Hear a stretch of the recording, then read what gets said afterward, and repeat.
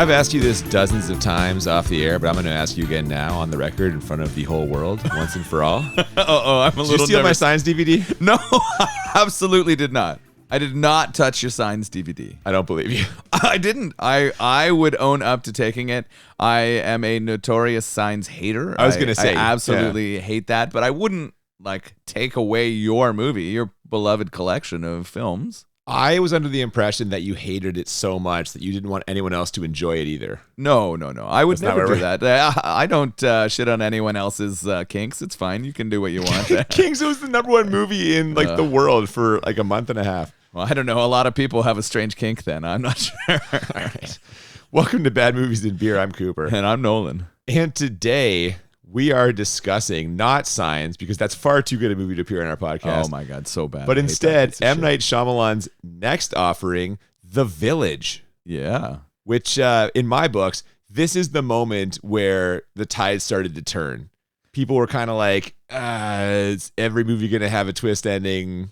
This one perhaps less rewarding than others. Yeah. So you're sort of like, this is the downgrade. I mean, I remember seeing his first movie, right? Like that was technically not his first movie. He directed something else, but it was, it's major, like Sixth Sense, smash hit, huge movie, Best Picture Oscar nominee. Yeah. And enjoying it, obviously, first time you see it, way more surprising than any other time. It's not like a rewatch kind of thing. Or I think it holds up. I guess you watch it a second time to see if they did a good job. Yeah, you look for the clues, which is fair. And then Unbreakable is a cool movie too, right? Unbreakable is one of my 20 favorite movies of all time. I think it's so good. Although it is a little diminished by the fact that they then rolled it into they made a superhero universe with Split and whatever the fucking other one was, Mr. Glass maybe it's called. I was like, kind of cheapened it for me. I didn't see any of that. Me neither. Yeah, okay. All right. Like most people, I kind of, after the Shyamalan shine wore off, I kind of checked out for a little while. Well, I checked out after Signs. I didn't see this movie until you brought it to my attention now for the podcast. So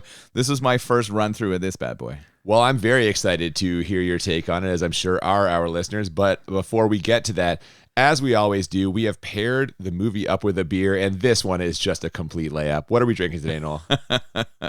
We are drinking It Takes a Village Lager. Lager, thank you. Yeah, and I mean, this whole movie is about a small community of people raising children and sort of working together to survive. So it is the perfect title. This is from the Four Fathers Brewing Company. They're out of Cambridge, Ontario. And they've been together, I think it was out in about 2015, this brewery appeared. It started with four dads. They were hockey, soccer dads. They would get together as their kids were at sporting events, and they kind of bonded over their love of craft beer. They traveled around trying stuff and did their own home brewing until they had a chance to open up their own place. They have a really cool space in Cambridge. I got a chance to visit it when I was there probably 4 or 5 summers ago. So I had actually forgotten until I looked at it and looked it up that I'd been there. But it was a really cool space. They have food, they have live music, and a bunch of different beer offerings. I think that we're going to enjoy this one, particularly you, as it being a lager here. That's a layup for you. Absolutely, and it sounds like they maybe have a 10th anniversary coming up at some point. Ooh, good call. So maybe we got to keep an eye out, see if they got some special stuff for that. Yeah, it could be some new releases or something. Actually, my wife picked up the beers we're going to drink today for this episode. She brought me home a couple of things that they were making. I think there were a couple one-offs in there, and I enjoyed pretty much everything I tasted from them, including a couple of pale ales. I did not obviously go for the IPA, but I'm looking forward to trying some more Four Fathers stuff in the future.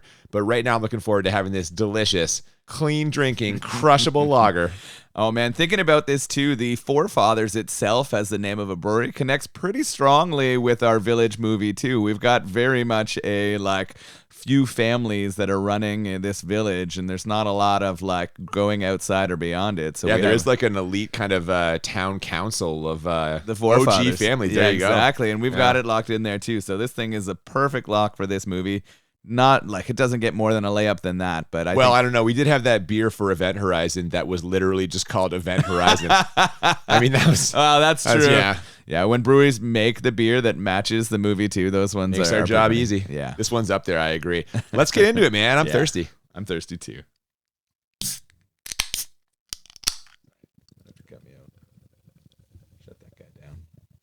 So after the credits, which include several creepy low-angle shots of bare trees, we fade in on a group of mourners at a funeral in, where else, the village.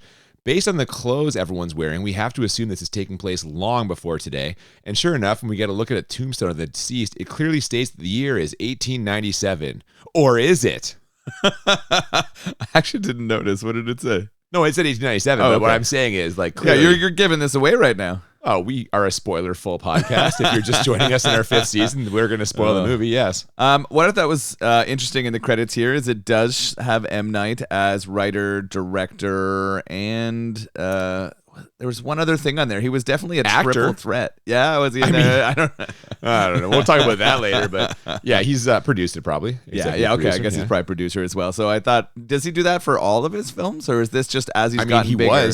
Sixth Sense, he was writer, director, Unbreakable, writer, director. I'm sure he produced that one. That Signs, this.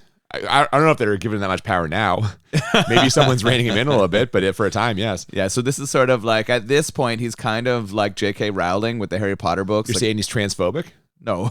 Is that what we're getting at here? No. I just meant no one is like going to tell him that he can't create things or give him criticism on them because he's so popular at that time. Yes, he's got a lot of juice at this point, so he's perhaps his own worst enemy. We'll find out as we go through this.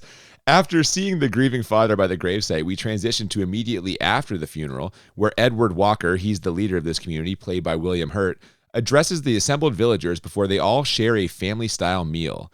His speech is short and sweet, and it ends with the village mantra. We are grateful for the time we have been given. And all kidding aside, that is low-key a terrific mantra. Yeah. We should all be grateful for the time we've been given.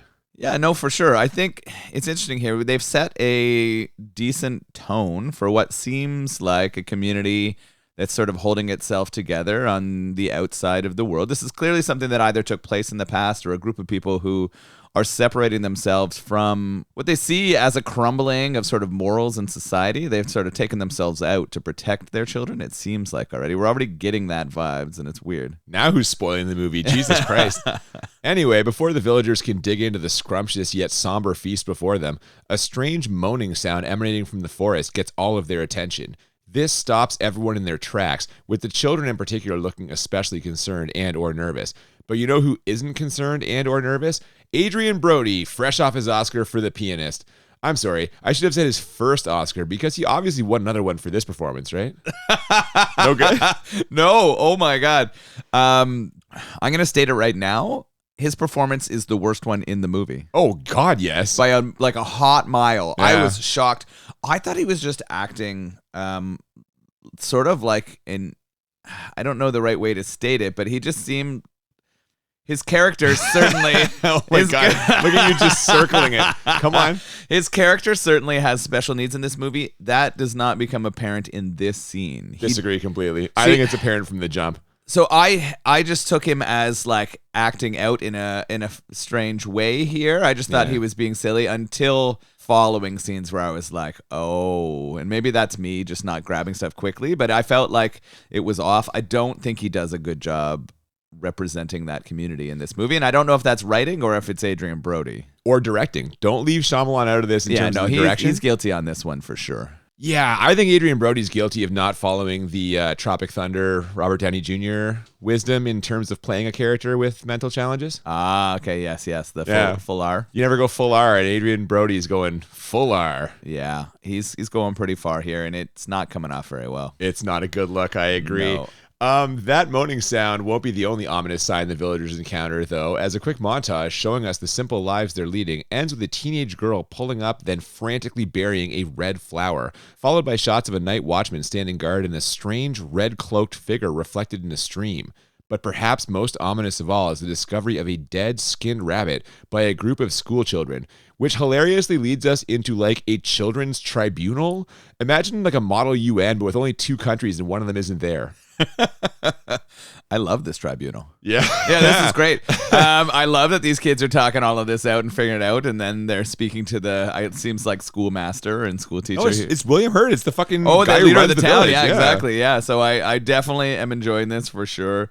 They are doing a good job of building some mystery in terms of the strange red flower and the way that they're acting. the music and sound and those kind of things are actually fairly effective at building the mood that they're going for. It just seems like a lot of the movie right now is that mood setting. Like, it's just about creating that eerie feeling. I didn't actually know what kind of movie this was going in. I thought it was more of a horror movie. I mean, it kind of is. It's supposed to have those tones, although it kind of shifts partway through, as we'll get to. But I think that's, and let's give Shyamalan credit. He is good at setting that mood and tone. Yeah, oh, absolutely. I think that that's very effective right now. I didn't know where it was going with this, but I would say in terms of like creating a setting and creating a mood that is something that a thriller or horror would be doing, it's effective right now. And I'm asking lots of questions as a viewer about what does the color mean, who's the reflection, what is all this stuff. Yeah, so you're hooked. He's hooked you. I might have been hooked. M. Night Shyamalan's got you on the line. Yeah. Well, and you know what? If we go back to science, my biggest grief with it is the ending and not the process itself, right? So that's... Yeah, this is the problem, though. Yeah. When you build your whole movie on an ending, it is a house of cards, and if that last one isn't there, the whole thing collapses. So, that's fair, and we'll get to that, I guess. I like the ending of Signs, for the record. You and I have... Very different. Of all the things we've disagreed on, Signs is one of the big ones. It's a big one that we've been arguing over for... basically as long as the first time the movie Signs came up in our friendship. I'm curious about how the end of this conversation or this movie is going to go for us. Me too. Yeah, let's move closer to it. After the children share their theories and we learn a bit of history about the relationship between the villagers and those we don't speak of, we jump right to another meeting, this time of the village elders, that kind of group we mentioned earlier. This is where we first see Sigourney Weaver. She's one of the elders, obviously, and where Joaquin Phoenix makes his first appearance. Why, as well. Obviously? Because it's a meeting of elders. What's she doing there, man? She's old. Sigourney Weaver, she's old. Yeah, you're just dropping hard shade good, on her. She still look good. She looks classy in those right. vintage dresses. Yeah, it's a good look for her. Actually, I feel. Yeah, for sure. I like her hair also. I don't know. The curls were nice. Yeah. Oh, okay. Anyway, Joaquin Phoenix shows up as well. He's playing a character named Lucius Hunt, kind of the village shy guy, and he's actually the son of Sigourney Weaver's character Alice, although he makes it clear that she was unaware of his intentions to be there. And why exactly is Lucius interrupting this meeting? I ask permission to cross into the Forbidden Woods and travel to the nearest town. I will gather new medicines, and I will return. With regards to those we don't speak of, I am certain they will let me pass. They will see I am pure of intention and not afraid. The end. There were two things I really liked about this. First, that he ended his speech with "the end." That was hilarious to me. And second, when they cut to a shot of the elders from his point of view, and William Hurt has a look on his face like he just wants to strangle him to death. That was the benefit of hindsight thing for me, but still funny. Yeah, no, for sure. I really like the Joaquin Phoenix character. We're talking about how shitty the Adrien Brody one is. Yeah. This Joaquin Phoenix one is actually quite good. I mean, he is a good actor. Yeah. And I like this kind of like extremely innocent, trying to do what's right, wants to expand their horizons, but needs to seek permission. What do the village elders say here for him? Is he allowed to go and expand the horizons beyond that of the village? Oh, fuck no. Of course not. They did not want that at all. We quickly learn here as well that young Lucius isn't just a compassionate young man looking for a way to help the members of his small village community. He's also a small town boy with big city dreams. Actually, he's a small village boy with big town dreams, I guess, which he makes clear while sitting with his friend on night watch. Guy is just dying for a quest that'll take him out into the world, eh? To be fair, you kind of don't blame him. There's not a lot going on here. Everyone's living a very simple, like, agrarian kind of lifestyle, right? They're growing their own food, raising their animals, and one simple school. There's not a lot of options for dating in this town, although, like, a reasonable amount of attracted young people here in this small village. Yeah, if you like gingers. I don't know. Oh, is that maybe his problem? Yeah, No, that's what fine. it is. Yeah, he doesn't like... No, listen, that kind of lifestyle you're describing, a lot of people would be like, that'd be so nice. Fucking nightmare for me. So I get it. I'm like, no, there's a city. Let's go to the city. It's not my style. But yes, he wants out and he's going to try and push this maybe a little further with the village elders. We're not sure yet. But the next day, after another dead animal is discovered, Sigourney Weaver tries to sell the other villagers on the idea that it's just a coyote and definitely not those we don't speak of. And as yet another meeting disperses, we see that she's managed to convince at least one person, Edward Walker's daughter, played by Kitty from Arrested Development, and whose character here is also named Kitty. I just put that together. Anyway, she totally believes this whole coyote story, or maybe she just wants to move the conversation towards a different topic, namely the fact that she's in love and wants her father's permission to marry. Who's she got her eyes on, Noel? Our leading man, Lucius here. Uh-huh. The quiet, strong type, obviously, is what she's going to go for. I did not make the connection with Arrested Development till you just said it, and that's shocking to me. That's what I most know her from. I think a lot of people do, but I didn't realize about the kitty thing until I'm reading my notes. I'm like, oh fuck, wait, that's her actual character name. That is absolutely her name in this one too, which is funny. Yeah, she's funny here. She is all in on him, and maybe this is like a symptom of living in a small village here, but she just expresses to her father that she wants to declare her love. And I guess they're kind of old-timey here in this village. There's no like hanky-panky or making out before they get married or engaged, right? This is a requirement of that old community. Yeah, but he's also like the boy is supposed to come talk to me, essentially. There's a bit of a patriarchal thing here that I wasn't sure how you were going to feel about that. Well, I think that because it is a traditional village, there is some of that, but he didn't tell her no. He said, you do what you want, love. Like, there wasn't someone who stopped him. I think he may have warned her about going, like, 2 feet in, jumping 2 feet into the water before. Like, she figures out if he's actually interested, but does Dad give permission for her to go approach him and express how she feels? Yeah, you just said he did, and she does. But you get the impression that she's kind of done this before with the whole diving in thing. And there is one small problem with her plan. She has never actually talked to Lucius, and he has literally no idea she feels this way, which we find out in our next scene, where she interrupts his saw sharpening to pour her heart out to him. I love you like the day is long. I love you more than the sun and the moon together. And if you feel the same way, then we should not hide it any longer. We should bellow it out with all the breath in our lungs. Thank you. Thank you. Thank you. And we immediately smash cut to her bawling uncontrollably. So I guess she's the crazy sister. This was actually pretty funny. I enjoyed this. It was like one of those intentionally awkward moments that they moved through. The cut was really good. The cut's where the comedy is. That's where the joke comes in, and it's a nice cut. I like it. Yeah, her sobbing. She definitely is the friend who, you said crazy. She's definitely putting everything into her love interest. Clearly, he did not reciprocate here. We're going to find out later why that was, but this is kind of funny. Does that mean now the town hates him for making her sad, or is everything going to be okay? He's the fucking prince of the town. Are you kidding me? No one hates that guy. He's a fucking nice guy. No. She's upset, though, and it is the non-crazy sister who's comforting her here in her state of emotional distress. That's Ivy Walker, played by Bryce Dallas Howard, and something tells me she'd be absolutely perfect for Joaquin Phoenix's Lucius character. And more importantly, she's perfect for the story this movie's trying to tell. Like, actually perfect. Like, the story would not work at all without her character. She is the only reason that it can happen, is what you're suggesting, yes? Because? Yeah, well, because she can't see. That's right. Yeah, she's blind. She's blind. There's a lot of convenience at the end of this movie, for sure. Well, only in the sense that she's blind. Yeah. I mean, if M. Night Shyamalan's previous movie has taught us anything, it's that God has a reason for any ailment or personality quirk a person may have. The signs were there the whole time, Noel. She's blind because she has to be. Just fuck right off. And did you just pick this movie so you could taunt me throughout our conversation about M. Not Night at all, man. No, right. I realized this is watching. I'm like, holy fuck. Oh my this gosh, is he's given himself justification for any character thing ever. That Signs is him just like taking the chains off himself and being like, now I can make any character have anything as long as it plays into the ending. Oh, I like it. Yeah, I mean, you're probably right. He has enabled himself with that movie, and it is necessary here. Her character is quite likable. They do a good job of making this a character you're rooting for. I agree, and I think she's good in the role as well. Blind Dallas Howard doing a good job. It's interesting. So her character, the Ivy character, is clearly the sort of motherly one of the group. She's taking care of her older sister, who is heartbroken here, but she also seems to take care of all the other kids in the town, including Brody. We're going to transition to... Sorry, who's not a kid. I should point that out. He is a grown man. Well, and this is where in my notes I'm like, Brody's a kid? Like, I'm questioning it. Like, I'm confused at what he's portraying. Yeah. But yeah, in terms of his, intellectual ability, he does seem to be a child. And so she's there to help her, support him. I'm putting together here after seeing him a little bit.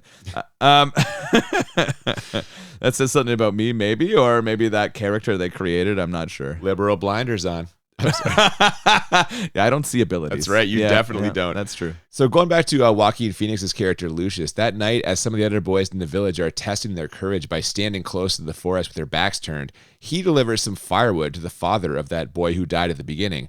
Dude is not handling it well, and how could you? But in the course of Lucius's visit, he makes a series of comments that hint at a dark secret in the elder's past.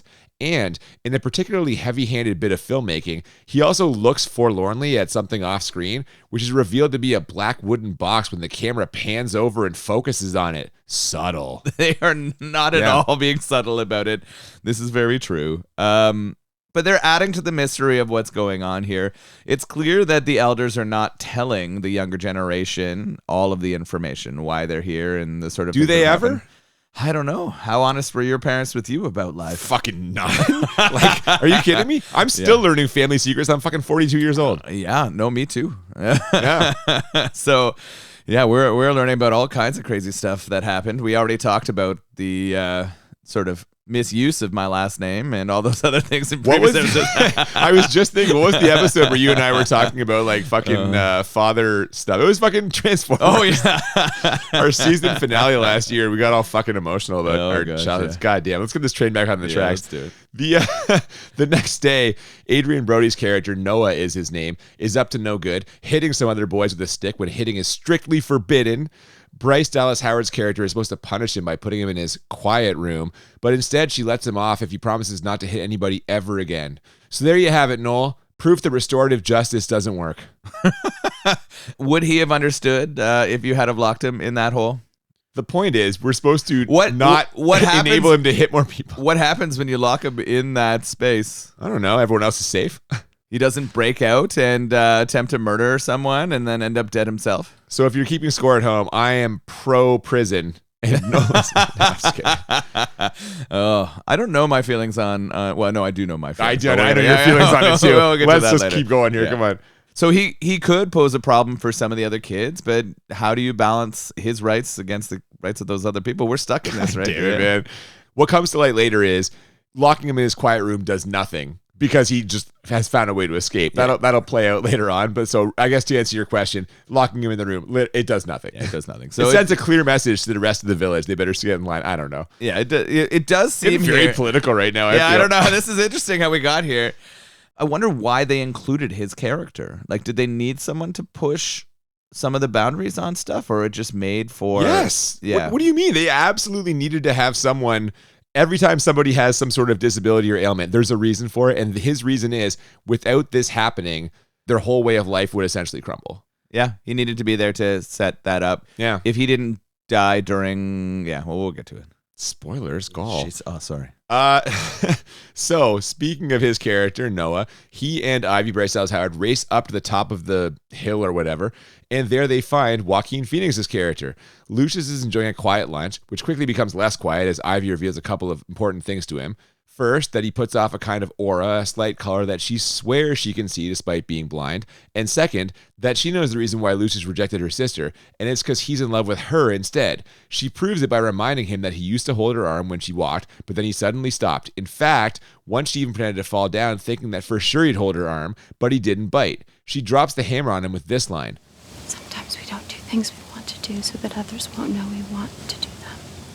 Now listen, I know M. Night Shyamalan is an Oscar-nominated screenwriter, but that one was a little bit clunky, I felt. Hearing it again does make that sound kind of rough, but I did kind of like the sentiment that she's more observant about others' behaviors because of her blindness, and this is just feeding into your M. Night Shyamalan's like everything has a purpose shit here. Well, it turns out that rascal Adrien Brody has been sneaking off into the woods to explore, and somehow managed to do this repeatedly without incurring the wrath of the creatures who allegedly live there. Now we know this is just going to add fuel to the fire for young Lucius, and sure enough, that night when his mother tries to talk him out of leaving the village, he snarkily confronts her with accusations that she and the other elders are keeping secrets. He even throws a finger in the direction of her box. Why did you have to go there? What do you mean? She has one of those black boxes like the other guy, and he points at it. Oh, sorry. I thought you were insinuating he was pointing at her vagina. What? Good Lord, man. Let's not be crass. Well, I mean, that's what you were thinking about every time you saw Sigourney on screen. Listen, I thought she looked good in this movie for her age. I've been very clear about that. No, I'm just kidding. I'd be thrilled to spend an evening with Sigourney Weaver. So you're right. Lucius is calling out the elders here. He is sick of this bullshit. He needs to find a way to escape what this village is offering him, and he's going to go back and ask the council again. Oh, he absolutely is. Yeah, we see the next day that Sigourney Weaver was not successful in her attempts to deter Lucius as he's out repainting markers on the border of the woods when something takes hold of him and he decides to venture into the forest. He doesn't make it far before he happens upon some of the same red berries that Adrien Brody found earlier and snags a few for the road before a sudden low growling noise and the sight of something moving behind a tree sends him on a somewhat hasty retreat. Now, we're about a half hour into this movie, and at this point, I'm assuming M. Night Shyamalan is really going to drag out this whole creature thing. When can we finally get a look at these things? Yeah, this is true. Not knowing the style of movie, I actually think that the build is pretty good here. I think the hold on what is living in the woods and the sort of fear that they are expressing quite effectively, the members of the village who don't know what's really going on, is well done. I'm enjoying this part. I like that we get a glimpse of the creature. It seems a little ridiculous to me. We don't get a good look yet. We're We still just just get a kind of piece. seeing like flashes of color. We're going to see it in a minute, and I agree. It's a little we are building strange. to it, though, so we are going to see, and we'll talk what we feel about that creature when we get there. It doesn't harm him, though, right? He escapes slowly, and he's okay. And then he goes to see Ivy. Oh, well, he's going to go to her place, definitely, because I guess his incursion into the woods was the spark we needed to light the fire of this movie. His buddy on the night watch hears something hit the trap door below him and looks down to see a red-cloaked figure scurrying off. So this guy starts ringing a giant bell, which is essentially an air raid siren for the village, and everyone quickly heads for bunkers, cellars, and other assorted 19th century panic rooms. And then, as Joaquin Phoenix struggles to get to Ivy's place, we finally get to see one of the creatures, and it's like a big mouse. See, I thought it was a big porcupine. Well, it's got porcupine quills, but the facial features to me were kind of rat-like. I don't know, but it's not silly. You're right. It is a strange creature. It has the big red cloak on, so we know now why that sort of color is not allowed in the village. They're moving along kind of menacingly. They're drawing with red paint on doors and they're scaring people away. We have this really tense moment where Ivy's family is calling her into the cellar, but instead of going down and joining them, she's standing out on the front door because she knows that Lucius is going to come and save and protect her. And it's actually pretty good. Like at this point, I'm in. Like he's got the mood correct. And I'm tense to see whether this porcupine creature just fucks her up or Lucius is going to show up at the nick of time. He will, of course, show up at the nick of time, but you said that she just is out there. She fucking opens the door, walks out to the porch, and like holds her hand out because she is so convinced that he's going to be there.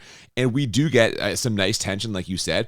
We kind of see the out-of-focus creature approaching her from the side, and then Joaquin Phoenix swoops in from outside the frame and grabs her hand, whisks her inside to safety. This is a big time hero moment, and if that blind lady wasn't already ready to bear his children, she definitely is now.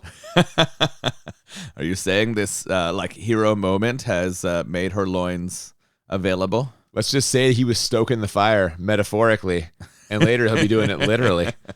No, well, I don't know that that's the case. Well, and the good news too is, and I think that Lucius had found this out earlier when they met, is that Kitty is engaged to marry someone else. So it's actually appropriate now for him to talk to Ivy. I guess in this sort of community, the older sibling has to be married off or sort of engaged before the younger can move forward. So here we are definitely getting some of that patriarchy you were talking about. Yeah, and we hear a lot more about that in just a second.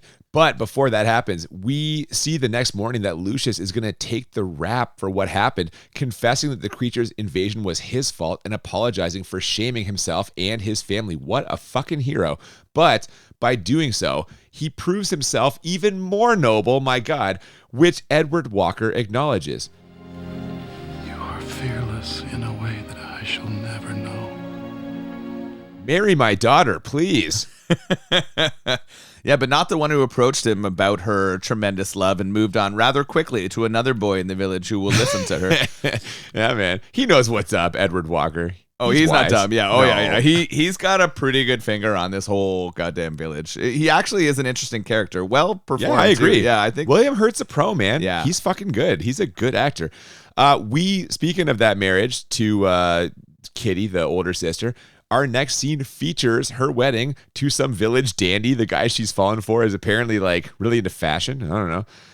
And another of the elders reveals at that wedding that they too have a secret. One that, much like Lucius's mother, involves a dead loved one. That's something that keeps kind of popping up throughout this movie. But we don't spend too long on it here, though, as the wedding festivities are in full swing. There's a receiving line where we see a very awkward exchange between Sigourney Weaver and William Hurt that shows us that Lucius might have been onto something about what's happening with his mom, and much old-timey dancing and merriment before the sounds of screaming bring everything to a halt. And if you thought this shit was a mystery before, then hang on to your fucking bowler. Yeah, we do get a little bit more of the Sigourney Weaver and Edward. Sorry, the actor is William Hurt. William Hurt, right? Edward we get Walker, yeah. Yeah, we get more of their connection. He's married with a wife, right? He is, but this is what Joaquin Phoenix hinted at when he was saying about his mom's secret. He kind of implies there's something going on there. And this is where we see that, like, yeah, that was a weird exchange. He does call her out on the two of them not touching, and that's something that he puts a hand on. That's or the Bryce Dallas everyone, Howard, man. right? That's yeah. she won't, yeah. So that seems to be the message that M. Night wants to pass along to everyone in this one, is if there's someone who won't touch you, they really just want to you, is what... Don't carry that lesson forth, please, everyone. That's not how the real world works, I don't think. But this thing's a huge mystery now, because when these kids who found all the dead livestock report that they saw one of those creatures in the village, old Ed Walker says that can't possibly be true. And in a conversation later that night with Lucius's mom, we see that he seems genuinely perplexed by this turn of events. It's clear that whatever is killing animals in the village is no coyote, and they need answers. But they aren't the only ones looking for answers, as Ivy finds Lucius and puts him on the hot seat again, asking him why he never asked her to dance, and does he think she's a tomboy, and why doesn't he share his feelings more? Nag, nag, nag, am I right? Oh, I don't know. I think Lucius likes this attention. He is just a really... It's funny here because he is so tentative to make a move, even though he has these feelings for her. He does. These are reciprocal. Nobody fires up at her, though. He's mad that she's fucking steering the ship. He's like, why must you always lead when I want to lead? I think that's literally the line. He does kind of say that, but that's just who she is. He's going to have to accept that she's plowing forward. Yeah, no, that's true. In all seriousness, this is like the politest, most old-timey version of the women talk too much argument you could ever have. You know what I mean? Yeah. His heart's in the right place. He just wants to do things on his time, not be forced into it before he's ready. But he is ready now, as he ends an impassioned speech about being a man with the declaration that he will dance with her on their wedding night. So it looks like they're engaged, and the crowd goes wild. Seriously, I don't think there is a single person in the village who isn't going to be just absolutely thrilled about oh my God, Adrien Brody just stabbed him. Oh God, yeah. We had a bit more excitement before that, but you're right. It does kind of happen that quickly. Soon as Adrien Brody, the Noah character, finds out that Ivy is engaged to Lucius, he shows up with a knife to his door and out of nowhere just jams it in his gut. We see Lucius go down. We get some decent acting. Not a lot of effects or like gore or anything like that. It's definitely not trying to be slashery. It's trying to be psychological in its sort of impact on us. He gets on top and starts stabbing him too. This is not looking good for Lucius. No, man. And later on, Noah's parents find him just covered in blood, only he won't say whose it is, so the village has to launch into a mad scramble. People are running from house to house, calling out to each other. But when Ivy hears the news, she knows all too well who he would have wanted to stab. So she rushes over to Lucius's house with like a quiet franticness. Obviously, as a blind lady, she has to have some restraint. She can't just like take off lest she, run into a tree or get clothes on like I did that one time at summer camp. But I thought she did a good job of expressing panic inside of that, Although that is nothing compared to the emotion she shows when she gets to his house. I am serious. Bryce Dallas Howard did a great job here. Oh, absolutely. I think the cinematography as she's sort of running through the village and people are checking in, the kind of shots, really builds tension well. We've already said that mood and tension seem to be what M. Night is best at, and it's really working here. When she does get in, just like you said, she crushes this scene, right? She mentions that she can no longer see his color, and she just loses it on him. And At this point, I assume he's dead, to be honest. Well, he must be so close to death that she can't see his color anymore. Like literally, like the aura of him, the life force is like draining out of him, and not in a sexy way, like in that movie Life Force. It's only sexy because they were getting to have sex with the vampires while they were losing their lives. Great fucking movie that is. That's one of my favorite season 1 episodes that we did. That Fucking was love really that funny. movie. I'm wondering here now in this movie whether Ivy is broken. Like, is she beyond repair, and what is her next move? Because it seems like the person she loved, and she seems to be like the motherly one of the village. Is she going to be able to keep that up? Like, you can't have that spirit if so much is taken away from you, can you? Well, I love that you just used the word spirit there, because that is the one thing that she has kind of most of all. Now, as you may recall, this movie started out with Joaquin Phoenix's character asking the elders to travel through the woods to get new medicines and technology to bring back to the village. But now he's the one that needs the medicines and technology. Irony! And he just finished giving Ivy an impassioned speech about how he wants to be the one who leads and takes action, but now she has to take action to venture out to save him. Double irony. So maybe this is anti-patriarchy. Ooh. This is her, both someone who can't see and is a female, needing to now be the savior of the story. There's no fucking chance that her dad's going to let her do that, right? Not based on the sort of requests made by Lucius. There's no way, but maybe we'll see. Before we find out, though, we get a scene of her visiting Noah, Adrien Brody's character, and she forgives him, right? Everything's good? Oh, no, she fucks him up. She slaps the shit out of him. Oh, my God. She is just teeing off on him, like silently and angrily and blindly, and he is just taking a whooping. And I love it. Oh, my God. Are you both, is it the sort of physical retribution that you're enjoying, or are you making you aroused because it's a strong woman slapping the shit out of a man?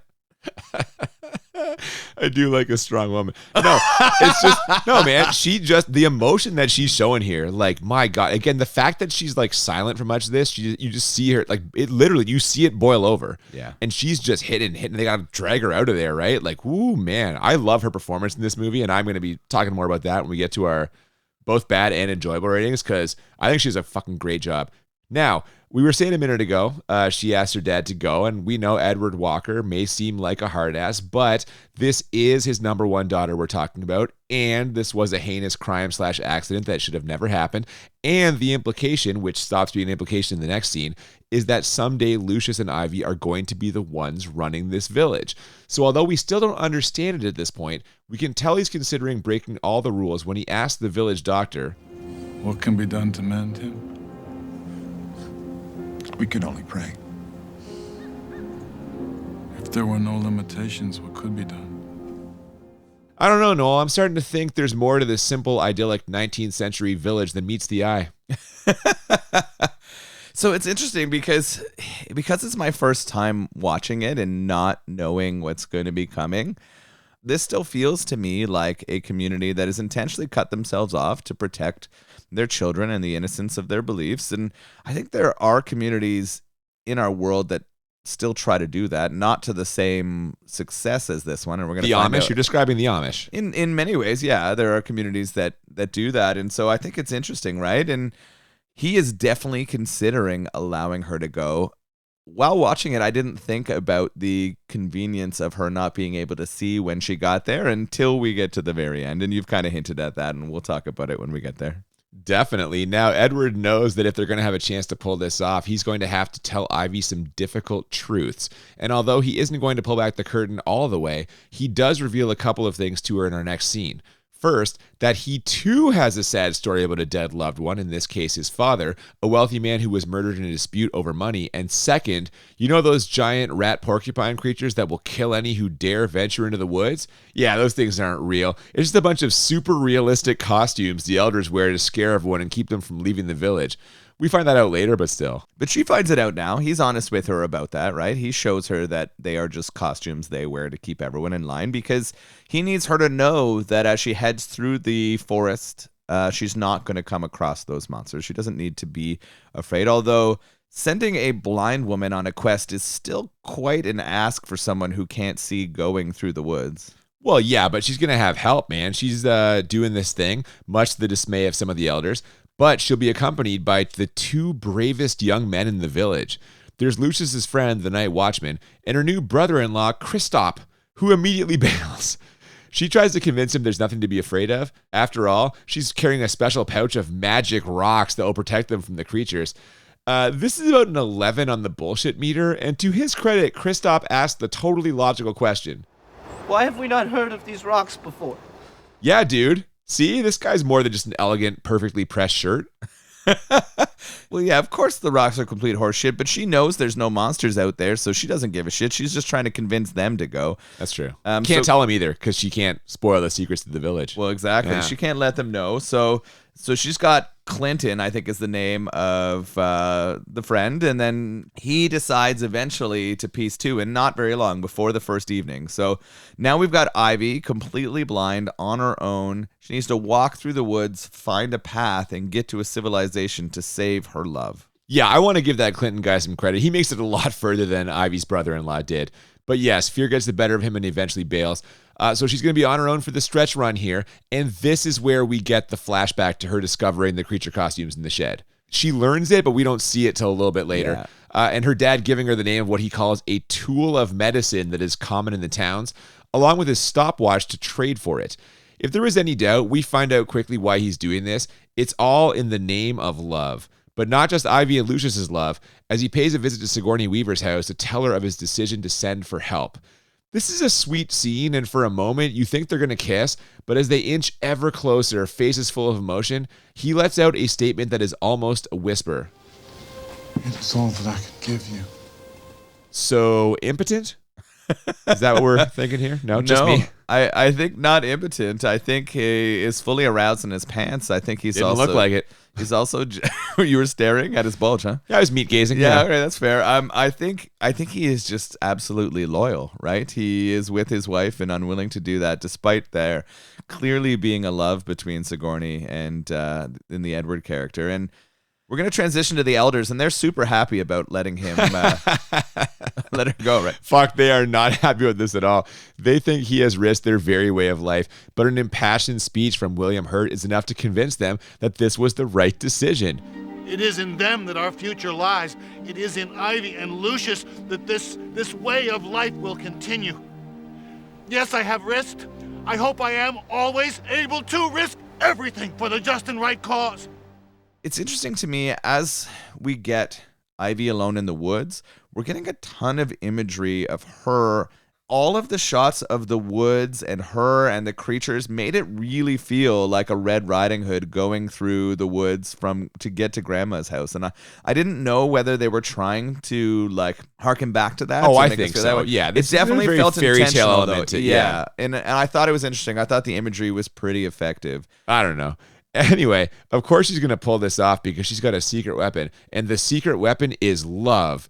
Just like it was in The Matrix, just like it was in Crawl, just like it was in, what else, Interstellar, just like it always is whenever screenwriters need a magical way to have their hero triumph when they shouldn't triumph. Because that's what love is, Noel. It's magical. But before she can triumph, we still need to get to the bottom of exactly who or what was killing all those animals. And we'll get the answer in a moment, after some obligatory adversity and one final suggestion that maybe, just maybe, the creatures are real. Yeah, they're gonna maybe make us think that despite what they're telling us, there are still creatures in the woods here. This speech by Hunt is pretty good. Yeah. Like, he delivers it well. The world moves for love is what he says here at the end. He just crushes it. What was M. Night going through right now? Was he like going through a relationship breakup when he wrote this fucking shit? Like, yeah, he's trying to convince some lady to stay with him. It did seem like that way. It was like he fucked up and he's like, I've got to make a movie so that she will stay with me. And he made The Village, and here we are. So we get a chase scene here now, made even more nerve-wracking by the fact that Ivy has lost her walking stick. But after finding a familiar tree stump right next to the hole she fell into earlier, she finally gets her chance to try her luck at that bravery challenge the boys in the village do. She stands facing the hole with her back to the area she was just running from, and when she senses the creature charging, she jumps out of the way, sending it crashing down into the pit below. Now, you may be thinking that this would be a great time for a subtle reveal of who or what this thing is, but you would be wrong, because this is an M. Night Shyamalan movie, which means he's going to explain exactly what happened here in an insulting amount of detail, and that's what he does. You know what? At this point, I'm actually kind of angry at the town for sending her alone. Well, I know she's not alone, of the others for abandoning her. But I'm also curious of whether it's in her head. Like the things that are happening, whether she's just having a panic attack until we get just the let's show you everything here moment. And tell you. Yeah. They also tell you, that's what he did in Signs. He lays it all out for you, connects all the dots. Which is why I hated Signs. Also so much, Unbreakable. right? Same thing in Unbreakable. Yeah, he does this too much. He just thinks And in The Sixth Sense. he just thinks everyone's too stupid, right? Like we talk about this all the time. Yeah. Fuck, man. Like, it's one thing when you're watching a low budget movie where the script is kind of slapped together and you're worried they're going to miss the point because maybe you haven't done a good job setting things up. But he does a good job setting things up.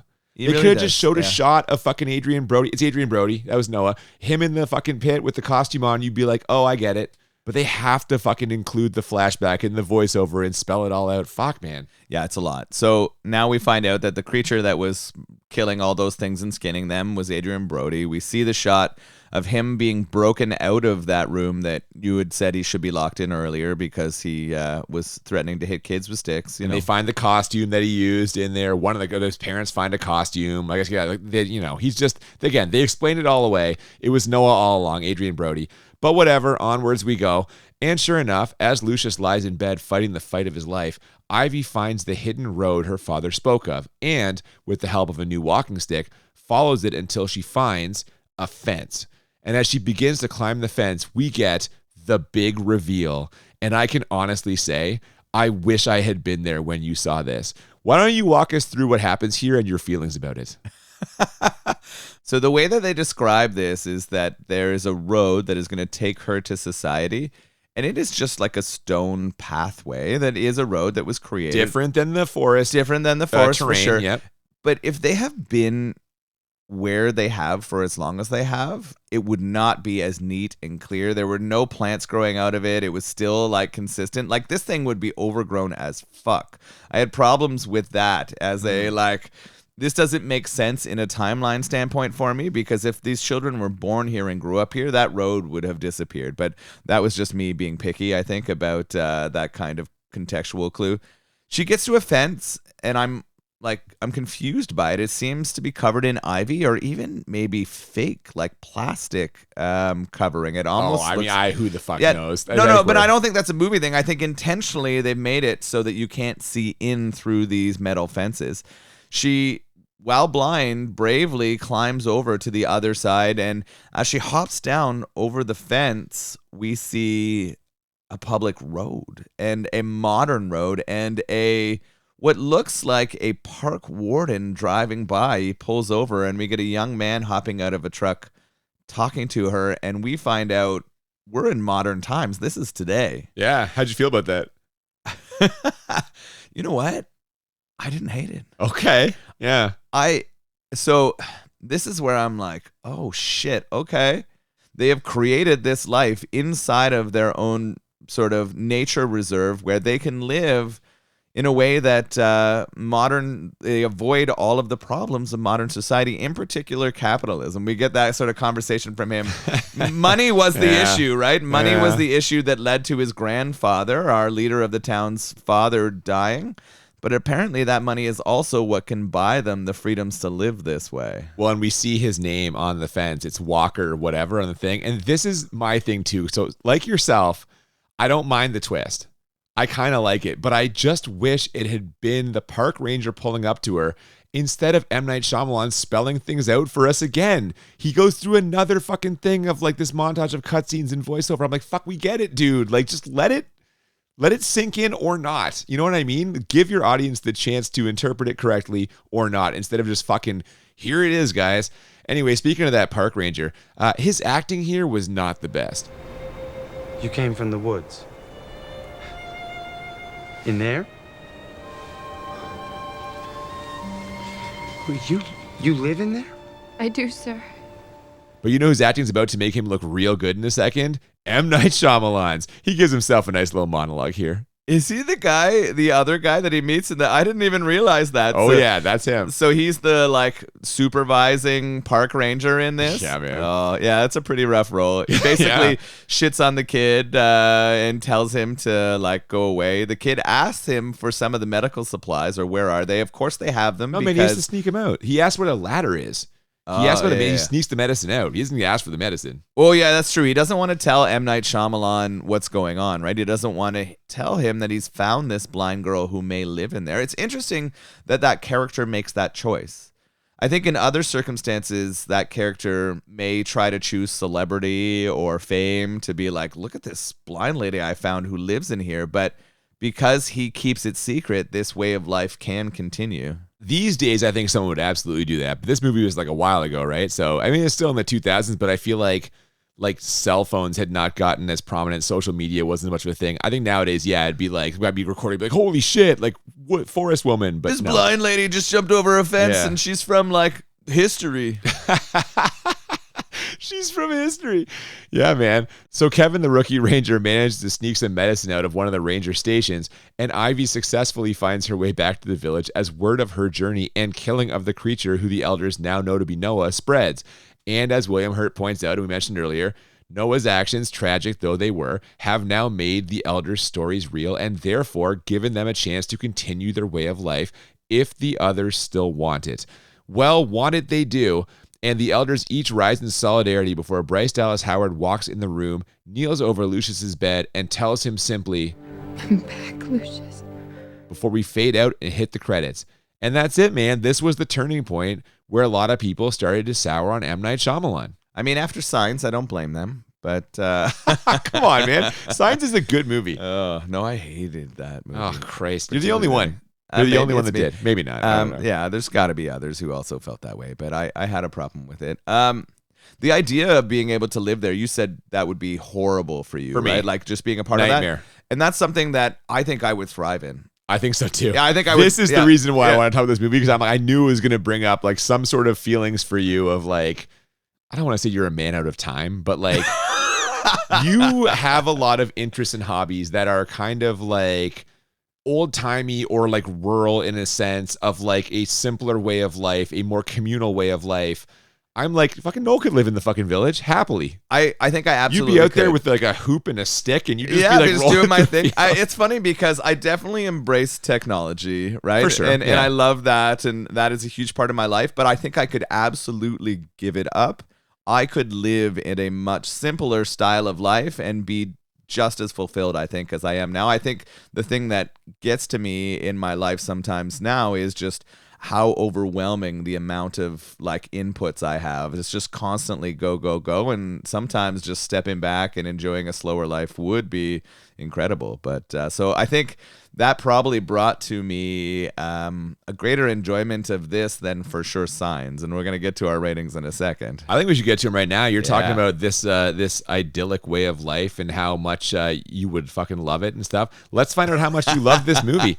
The way we always do this, we rate the movie on a scale of 1 to 10 2 times. 1 to 10 for how bad it is, 1 to 10 for how enjoyable. And the goal is to find movies that are 10 out of 10 on both scales, or what we call the Crit 20. And I'm going to start by saying that I don't think this is that bad a movie. I liked the basic premise. I really thought the costuming was good, and I think there's some great performances here.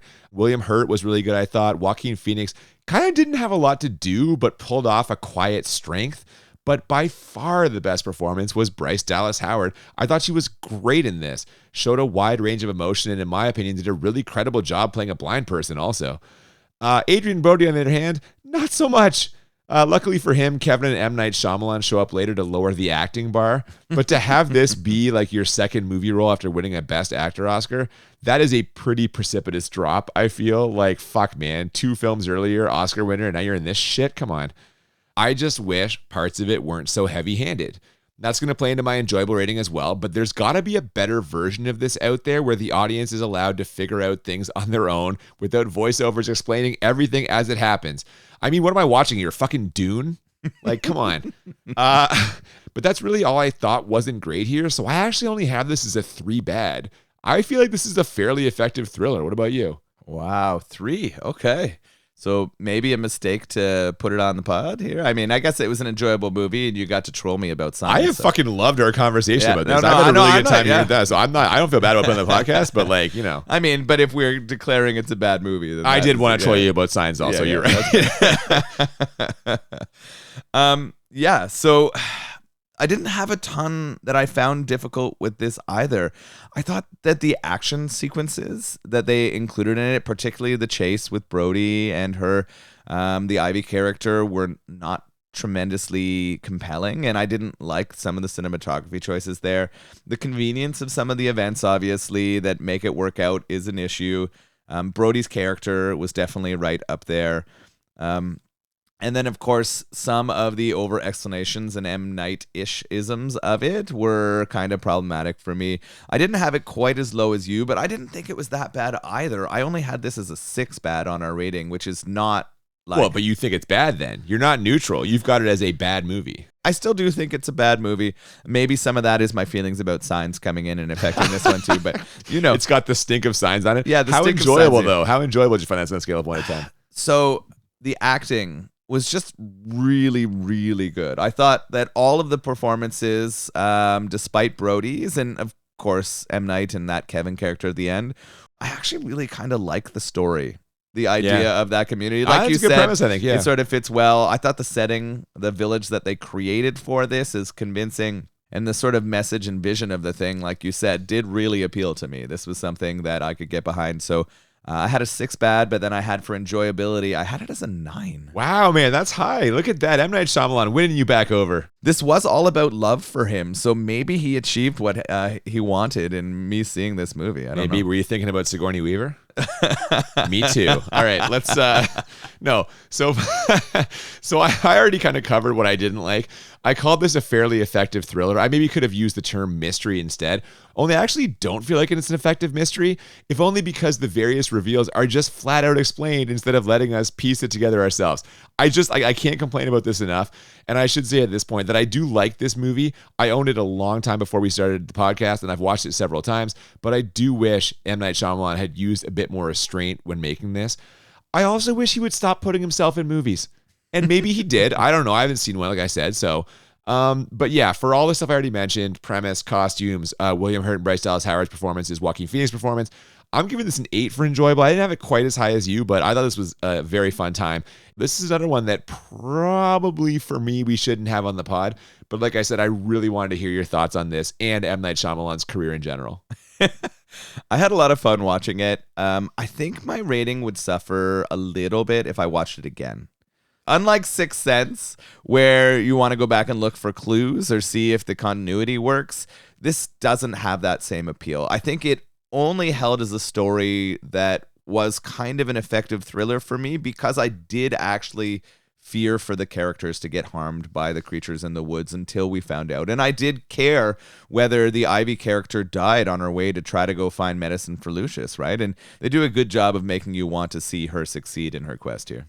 Speaking of things that are appealing, though, hopefully not less appealing, what'd you think of this beer? It was very easy to drink. Yeah, yours was gone fast. Yeah, I think we were like, I don't know, maybe 10 minutes into talking about this movie and my beer was done. Yeah, I was right behind you, yeah. So no, I really, really enjoyed it. I would like to try some more of their stuff again. It's been a long time since I've been to the brewery or tried other beers, but based on this one, I think that you're probably not going to go wrong with whatever you choose. No, if you're a lager lover, this is a fantastic fucking choice. It was everything I hoped it would be, and I would 100% drink this again. This lager was an absolute winner, even if the movie was perhaps not a complete winner, but far more so than Science for you. Oh, absolutely, yes. What I think will be a winner is our next episode in 2 weeks' time. This is one of the all-time legendary bad movies. 2 weeks from now, we're going to be watching Hard Ticket to Hawaii.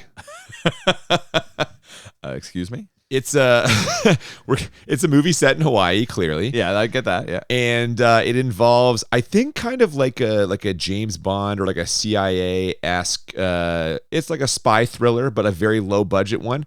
If you are an action lover or a lover of Hawaii or a lover of bad just movies. Fucking 80s ridiculousness, yes. Ooh, You'll yeah. want to come back in 2 weeks' time to join us for that. Before then, if you have not already, please follow us on social media at the BMB Podcast on Twitter and Instagram. If you want to send us an email, thebmbpodcast@gmail.com. We'd love to hear from you. Absolutely. We got a couple of audience requests coming up real soon, but we got room for more as we move through our 5th season here. That's going to do it for this week, but we hope you'll join us in 2 weeks' time for Hard Ticket to Hawaii. Until then, I'm Cooper. And I'm Nolan. And we'll see you next time on Bad Movies and Beer. Keep living the simple life. Let the bad color not be seen.